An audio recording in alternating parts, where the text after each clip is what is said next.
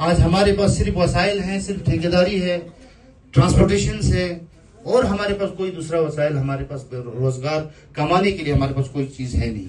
अगर हम इसमें भी कंपटीशन करेंगे तो हम किस तरह अपने घर बार चलाएंगे, किस तरह हम अपने बाल बच्चों को पालेंगे। तो मैं यही कहूंगा, हम भी लगे हैं, हम दोनों काउंसलर आज डीसी के पास गए थे, हमने एक बात छेड़ी वहां पे, डीसी साहब से हमने गुजारिश भी की। आज से पहले भी हम इस मुद्दे को उठा रहे हैं कि अमरनाथ यात्रा का एक हिस्सा कम से कम अगर मीना मार्ग साइड से शुरू किया जाए तो हमारे टैक्सी यूनियंस को भी फायदा होगा, होटलियर्स को भी फायदा होगा।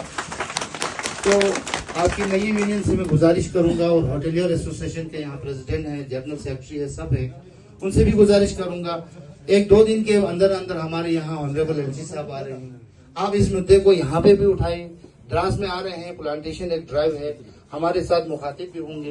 तो मैं और सनत साहब भरपूर इसका हम फायदा लेंगे, और इंशाल्लाह इसको हम कराने की कोशिश करेंगे। हम सब मिल के, जब तक हम पूरी डिस्ट्रिक्ट कारगिल मिल के हम लड़ेंगे नहीं, किसी चीज को हम टूरिस्ट को आगे बढ़ाने की कोशिश नहीं करेंगे, हमें पर रोजगार का इजाफा नहीं होगा।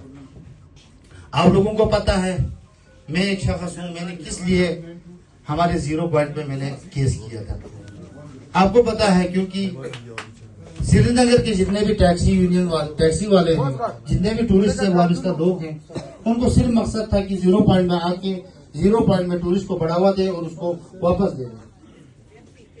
उनके ट्रेड यूनियन के पूरे 21 ट्रेड यूनियन के सदर हैं फारूक शाह साहब, वो मेरे पास 2-3 बार मेरे यहाँ आए कारगिल में, मुझसे कहने लगे इस केस को वापस दे लो, हम आपसी कुछ भाईचारे से इसको हल करेंगे।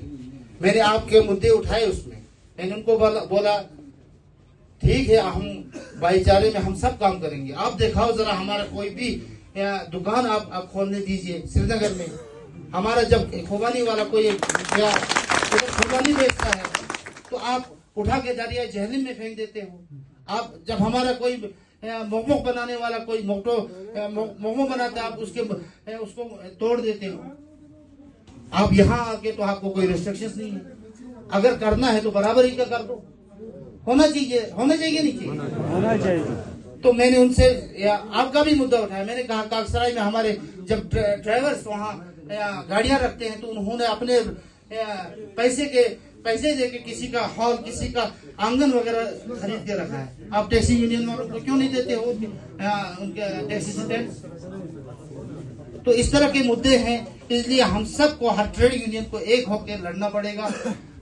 ठीक है, कश्मीरी हमारे भाई हैं, हम उनके खिलाफ नहीं है, आगे खुले दिल से करें, हमारे को भी उतना चांस दे। श्रीनगर में हर जगह, सोनामर्ग में हो, आपके श्रीनगर में हो, आपके गुलमर्ग में हो, हमें भी टैक्सी यूनियन के लिए भी जगह दे दे, उनको भी चलने का इजाजत दे दे। हम यहाँ कोई रिस्ट्रिक्शन नहीं कर रहे, अभी तक तो हमने कुछ किया ही नहीं है।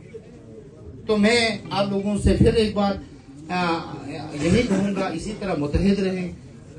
हम किसी के खिलाफ नहीं है, श्रीनगर वाले भी हमारे भाई हैं, जम्मू वाले भी हमारे भाई हैं, हम सब इधर उधर हर जगह ऑल इंडिया में हम काम कर सकते हैं, तो हम कश्मीर में भी काम कर सकते हैं, कश्मीर वाले करगिल में भी काम कर सकते हैं। इसलिए आज के इस तकरीर में मैं यही कहूंगा, क्योंकि ये सोशल मीडिया में तो जाएगा ही जाएगा, मेरी यही गुजारिश है कि आप जिस तरह यहाँ खुले दिल से काम कर रहे हो कश्मीर से आगे, हमें भी इसी तरह श्रीनगर में चांस दे दे। बाकी आप लोगों ने हमें यहाँ बुलाया, हौसला अफजाई की हमारी, आप लोगों का बहुत बहुत शुक्रिया।